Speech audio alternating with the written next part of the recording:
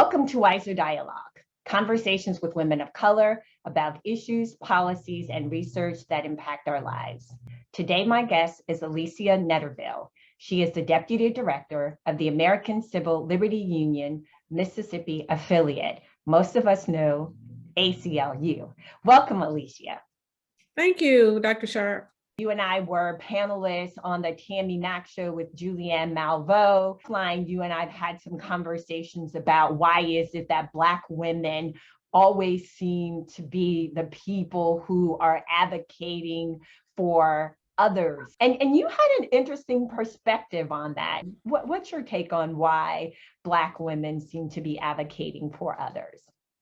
So first, I want to thank you for inviting me to the show. And most importantly, you asked me a question about data and policy.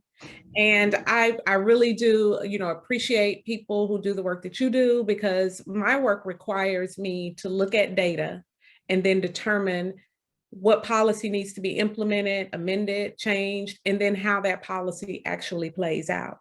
So my perspective on that is that when looking at the data and the positions of Black women in terms of employment and pay, those numbers haven't changed significantly. Mm-hmm. So what appears to be African-American women or Black women on the front lines fighting for everybody else is actually African-American women and Black women being on the front lines really fighting for ourselves in addition to everybody else, because when we look at the data, we still see the African-American woman at the bottom. So in our minds, when we're on the front lines and when we're not fighting for everybody else. We're fighting for ourselves first, because self-preservation is the number one rule of survival. You can't help anybody else unless you help yourself. But then because of our nature as Black women, nurturers, we don't mind joining forces with other people who are also oppressed and disproportionately impacted. The issue becomes when we look at the policy and then we read the policy based on this data that we've used to advocate for this policy, and then Black women seem to be left out. So if the policy is neutral on its face as to not leave us out, we go and we look at the implementation of the policy, and then we see that we are really left out. In the work that you do, where do you see this show up most often? Yes, absolutely. So sometimes it's not always good for policies to be race neutral. So, and I know that that's a different way of thinking about it. But when we look at the Equal Pay Act, for example, the Equal Pay Act should not be race neutral because of the data that you just gave. Because with Black women, with their unemployment rate being twice as high as white women, to have a race neutral Equal Pay Act is just off balance for African-American women. So basically what can happen is I can, as an African-American woman, I can have a claim against a white man or a Black man, but we know oftentimes we are passed over and paid less than even white women, but you have no claim under the Equal Pay Act for that. Now, some states have passed Equal Pay Acts on the state level and have included the race component to compensate for that disparity. So when we hear you say, I can have a claim against a white man or a Black man, I see race in that and gender. So when you say a race claim, can you tell us a little bit more like what you mean by that? Yes, so you're not bringing under the Equal Pay Act, if a white male were paid more than me, I'm not bringing the claim because he's a white man. I'm bringing the claim because he's a man. So I can have a claim against anyone that is of the opposite gender. And a man can have a claim if he's paid less than a woman under the same act. So it's all about gender, and race is not taken into consideration. But when you look at the problem that we're trying to solve the problem of that data. So we're looking at that data and we're saying that Black women, their unemployment rate is twice as much as white women. And also when you look at equal pay data, Black women are still at the bottom. So it's almost as if we're policymakers are ignoring all of the problems and they're only willing to address some. And even here in Mississippi, where we have been trying to push an Equal Pay Act on the state level, there are two versions floating around. One version actually addresses that, but when it's time for Black women to reach out to white allies, the white female allies refuse to support the one that addresses the inequities of Black women. And so a lot of times our white allies in the fight for what we're trying to fight for ourselves actually hamper us from being able to get legislation and policies passed that will address everybody's inequities. Because like you said, if you address the Black woman's inequity, the white woman, the Hispanic woman, the Asian woman, all of those inequities will automatically be addressed because you're going from the bottom and going up, instead of coming in the middle, going up and just leaving Black women out. But we spend countless amounts of hours at the state capitol trying to get these bills passed, right? And when we get a bill passed, the end result is we are left out. So in retrospect, it does appear that Black women have been fighting for equal pay for everybody but ourselves. And I hear you on that. And I want to be clear, like that's Janelle's Black women's best. That is her framework. I appreciate what you just said because it is what I'm often concerned about, and that is intragender inequality. So I definitely appreciate you explaining that, that this takes in, we want intra as well as intergender and racial equity. All right, so we've got equal pay as one way. Are there other spaces where you see this showing up where Black women are advocating but being left behind? Yes, there are actually two other areas. Access to healthcare is one area, and then also voting. So let me touch briefly on the access to healthcare from a historical perspective. So we know historically, African-American women have been viewed as being able to take more physical pain, and we're not generally listened to when we go to the doctor. And this goes back to, experiments on slaves without any kind of anesthesia or anything. So then it also goes back to Black women who have complaints for their OBGYN care. They go and they're complaining about, heavy blood loss. I don't have any energy, I'm weak. And they're not treated.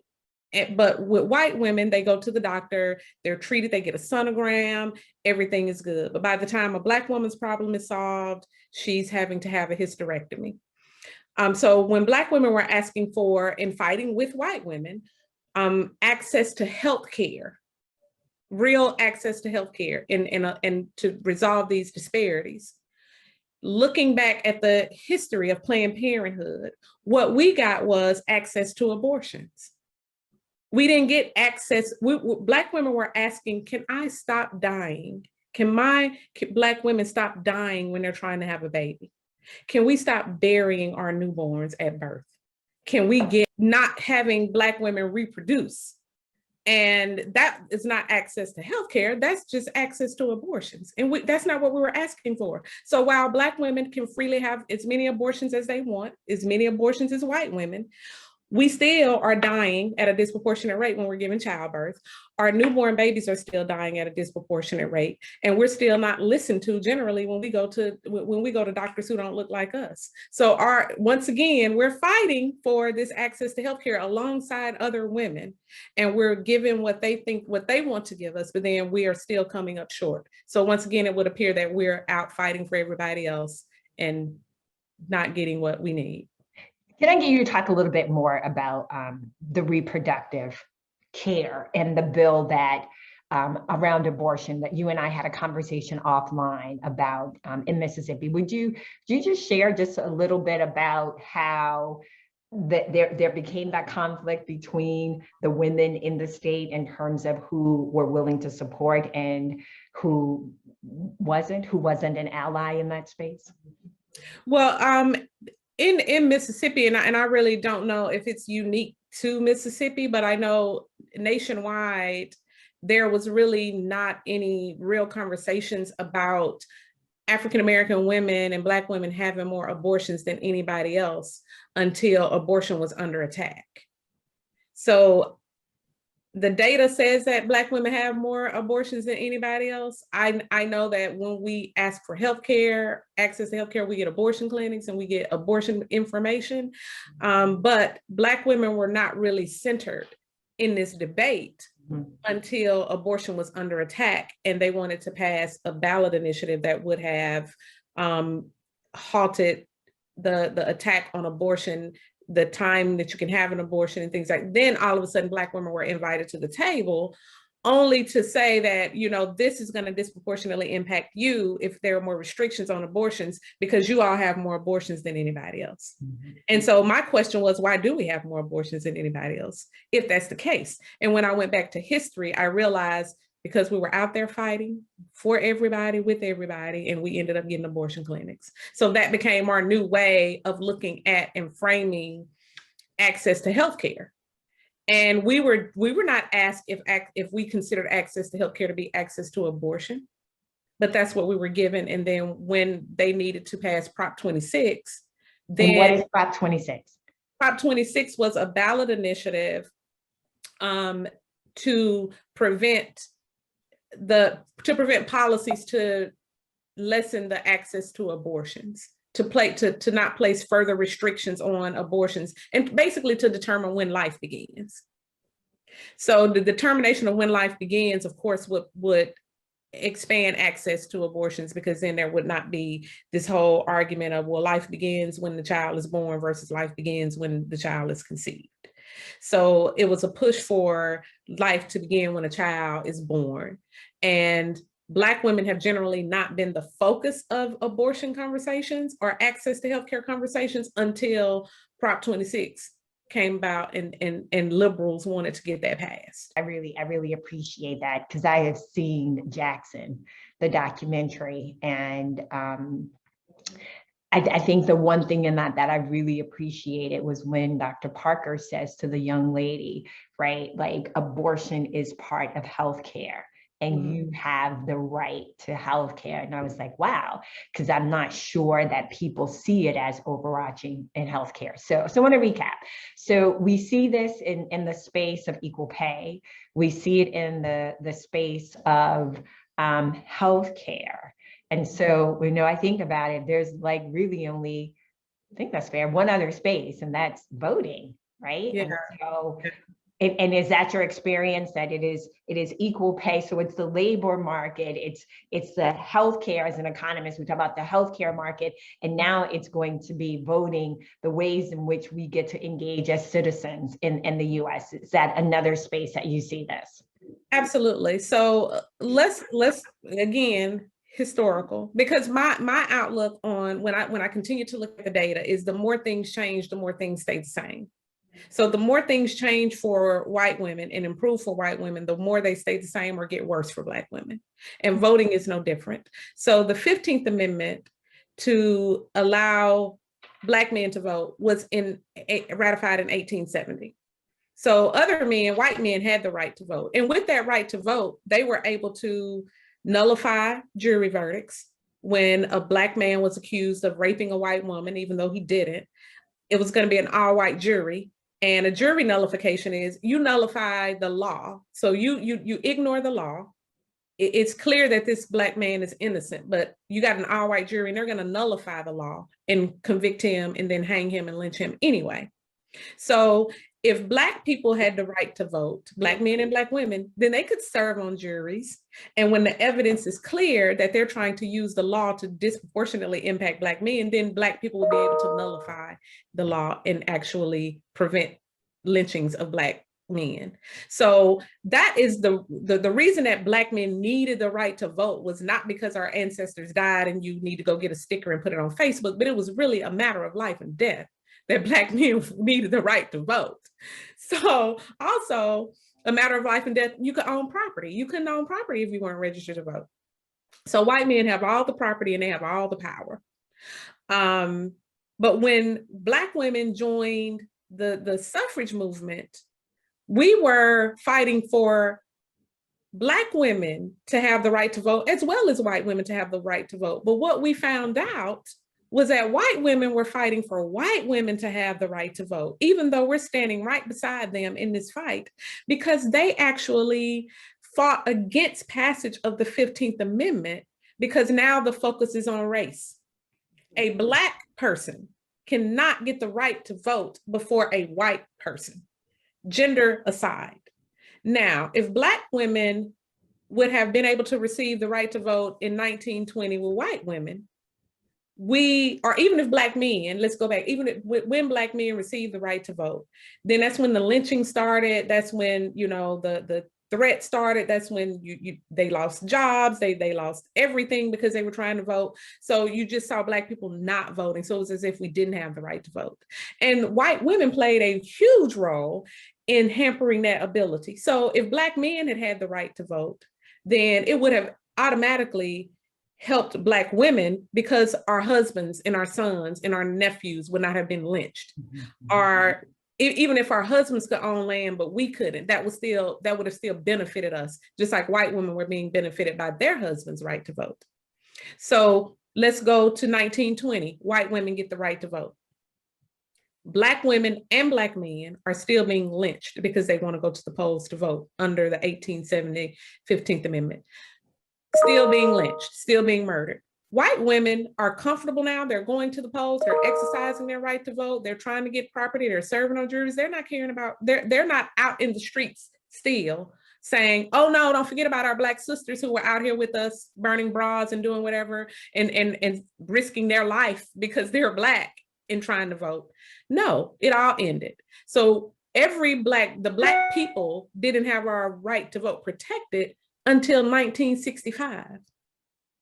And white women sat on the sideline for over 45 years while we struggled and were lynched and murdered and killed trying to get the right to vote. So that is another instance where even today we see it. It's not the white vote being suppressed. So when in Georgia, when they passed all of those voter suppression bills, or when I was fighting voter suppression bills in Mississippi, I wasn't fighting because white women were being suppressed or their vote was being suppressed. It was because Black people, not just Black men, Black women, myself, could have been subjected to some of these voter suppression tactics. So that is another instance where we're there trying to fight for ourselves, and where the end result is we still come up short.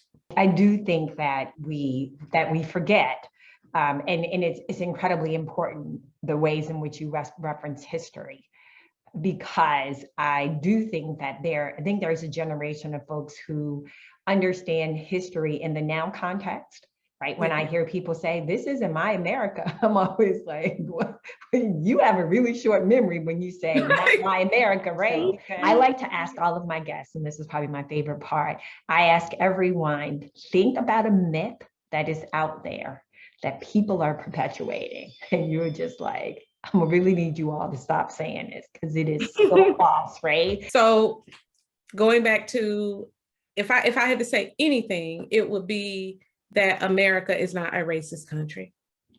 That is the biggest myth that keeps us from actually solving the problem of systemic racism, because racism is an inanimate thing. Racism cannot pick up itself and subject anybody to itself. People actually form these systems, people sustain these systems. So we have a problem with some people, and people in power predominantly, being racist and creating racist systems. And when we say that that America is not a racist country, again, we're not talking about this inanimate object of America. America can't pick itself up and subject its racism on anybody. People have to carry out the racism. And until we're willing to admit that we live in a racist country, that the people in this country elected someone who actually represents the values of this country. People don't want to admit it, but Donald Trump gave us a lot of good little nuggets about this country. Like when he asked Black America, what do you have to lose? That was a valid question. And I'm not going to answer it for anybody, but I would ask people to look at how the 1965 Voting Rights Act was passed. Look how the Civil Rights Act was passed. Look at the fact that LBJ did not even want to pass the act. And he said, don't worry about us passing this act, because Black people will vote for us for the next 250 years if we give them the Civil Rights Act. And when you are beholden to a particular political party because of your race and a group of people, then that political party can basically do anything or not do anything for you, period. And you are trapped in this political party because we have a binary system for the most part. And so you're trapped into voting for this political party. And what's unfortunate to me, what I hate to see, is when a Black person is able to bring things to the middle. And I say, well, let's really analyze this question that Donald Trump asked us. I'm not saying that we need to run to the polls and vote for him, but I'm saying we could take what he said and we can have discussions among ourselves to really analyze this thing and see, what do we have to lose? Number one, what do we have to lose if we go to the polls and we don't see a candidate that will represent us? What do we have to lose by just going down and voting on the initiatives that are on there, the policy pieces that are on there? So I think Black people just need to have a whole discussion about how to escape systemic racism while we're still trying to affect policy change. Mm-hmm. So the biggest myth to me is that racism is not systemic, that it doesn't exist, and that the Democratic Party does not play a part in that. Wow. Thank you. I want to thank my guest, Alicia Netterville. She is a Deputy Director of the ACLU affiliate Mississippi, or Mississippi affiliate, let me get that right. You have been watching Wiser Dialogue, the missing viewpoint.